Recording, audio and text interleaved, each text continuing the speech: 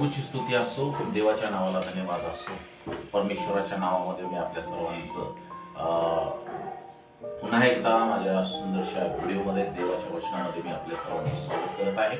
माझ्या प्रियजनांनो, तुम्ही सुखी समाधानी आनंदी निरोगी असाल अशी माझी पूर्णपणे खात्री आहे, कारण तुम्ही प्रार्थना करत आहात, मीही प्रार्थना करत आहे। तुम्ही आणि मी आपण एकमेकांसाठी प्रार्थना करत आहोत, म्हणून आपण सर्वजण देवाच्या आशीर्वादाने आशीर्वादित आहोत। प्रियजनांनो, या ठिकाणी आम्ही जे पाहणार आहोत, देवाची प्रीतीचा राग, प्रीतीपूर्ण देवाचा प्रीतीपूर्ण राग किंवा दैवी प्रीतीचा क्रोध याबद्दल आपण शिकणार आहोत। And English it says the worth of divine love. आणि म्हणून प्रियजनांनो, आपण यामध्ये पाहणार आहोत की देवाचा जो राग आहे, त्याचा जो क्रोध आहे, तो प्रीतीपूर्ण कसा आहे, त्याच्यामध्ये प्रीती कशी दडलेली आहे, त्याच्यामध्ये प्रेम कसं लपलेलं आहे, याबद्दल आजचा संदेश मी आपल्या संगती बोलणार आहे। कृपा करून यावरती मनन चिंतन करा, आपले बायबल घेऊन बसा। या ठिकाणी आपण जो शास्त्रभाग निवडलेला आहे तो स्तोत्र संहिता 78 अध्याय आणि 38 वचन, Psalms 78 and 38। या ठिकाणी आपण पाहतो, पण तो कनवाळू असल्यामुळे, म्हणजे परमेश्वर कनवाळू असल्यामुळे त्यांच्या किंवा इस्रायल लोकांच्या अपराधांची क्षमा करीत असतो किंवा पाप्यांची क्षमा करत असतो। तो नाश करत नाही, त्यांचा नाश करत नाही। तो आपला कोप म्हणजे आपला राग वारंवार आवरतो। देव आपला कोप वारंवार आवरतो, आपला सगळा संताप, हे खूप महत्वाचं आहे। या वचनातला हा भाग खूप महत्वाचा आहे। तो म्हणजे देव आपला संपूर्ण संताप, सगळा संताप भडकू देत नाही। किती महत्वाचा प्रश्न आहे, किती महत्वाचा विचार आहे की परमेश्वर आपला सर्व राग जो आहे तो लोकांच्यावर भडकू देत नाही। आणि मग आम्ही पाहतो की तो सर्व राग न भडकण्याचं कारण म्हणजे देवाचा जो राग आहे तो प्रीतीपूर्ण राग आहे। जर त्याचा संपूर्ण राग भडकला असेल तर तो रागिष्ट आहे, पण देवाचा जर संपूर्ण राग भडकत नाही म्हणजेच त्याची देवावर लोकांच्यावर प्रीती आहे, म्हणून त्याचा संपूर्ण राग भडकत नाही।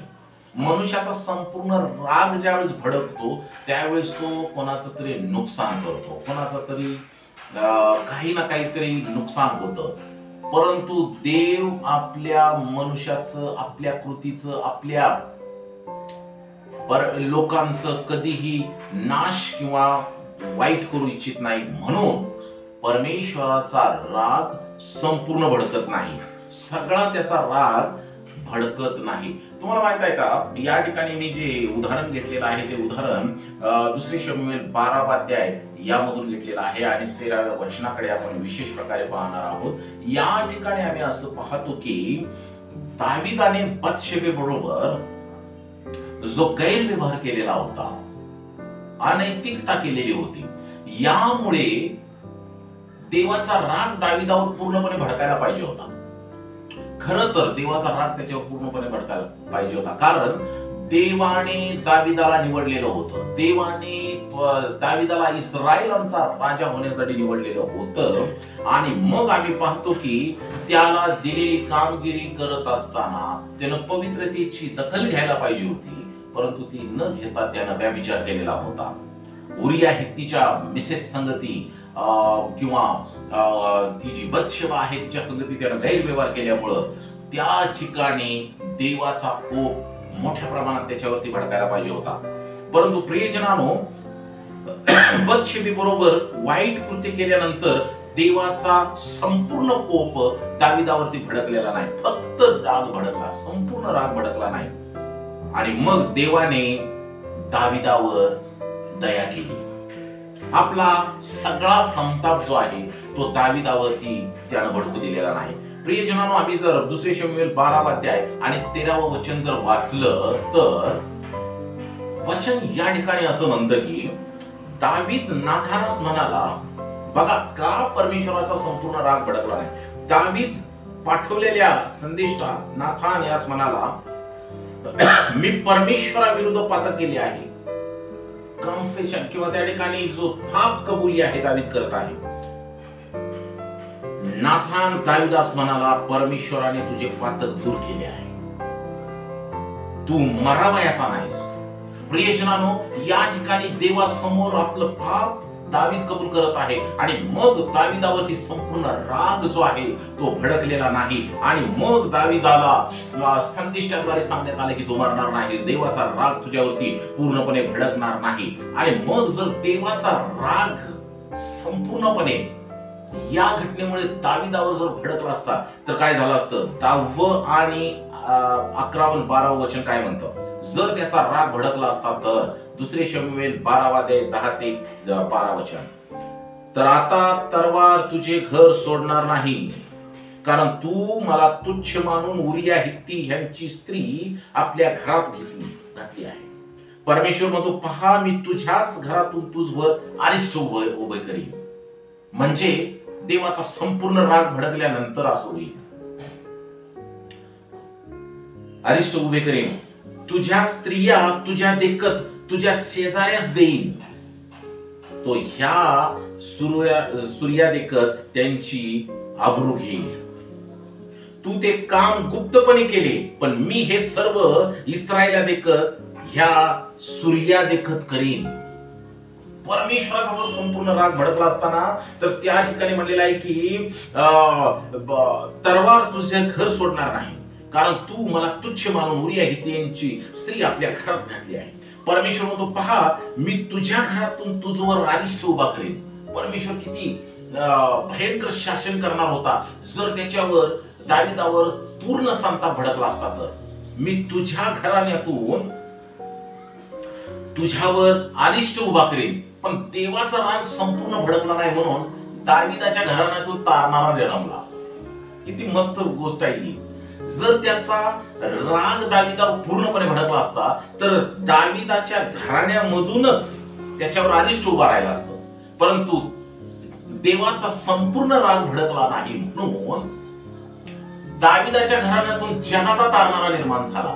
असा देवाचा प्रीतीपूर्ण राग आहे.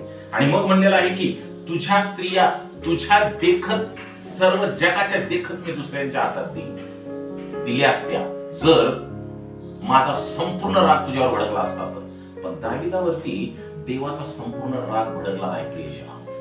त्याला परमेश्वरानं माफ केलं आणि तो मरावयाचा नाही असं नाथानानं त्याला सांगितलं.